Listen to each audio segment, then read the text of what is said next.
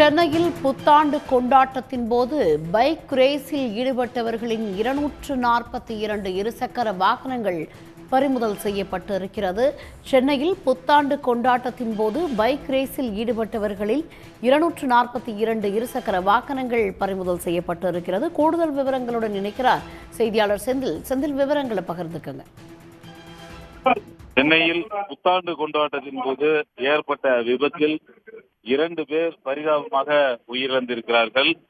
வாகனங்கள், அதாவது அதிவேகமாக வாகனங்களை ஓட்டியது, குடிபோதையில் வாகனங்களை ஓட்டியது என மொத்தம் 242 வாகனங்கள் பறிமுதல் செய்யப்பட்டிருக்கின்றன. புத்தாண்டு கொண்டாட்டத்தை வெளிப்படுத்த சென்னை மாநகர போலீசார் கிட்டத்தட்ட 19,000 பேர் பாதுகாப்பு பணியில் ஈடுபட்டிருந்தார்கள்.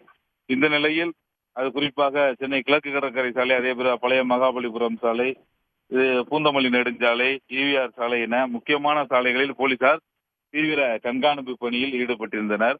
அங்கே கிட்டத்தட்ட 425 இடங்களில் வாகன தணிக்கையும் ஏற்பாடு செய்யப்பட்டிருந்தது.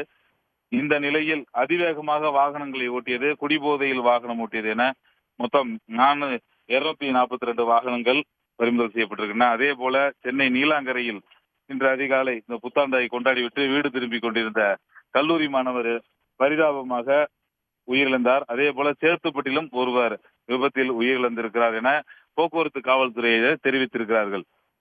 உடனுக்குடன் செய்திகளை தெரிந்து கொள்ள சன் நியூஸ் பெல் ஐகானை கிளிக் பண்ணுங்க.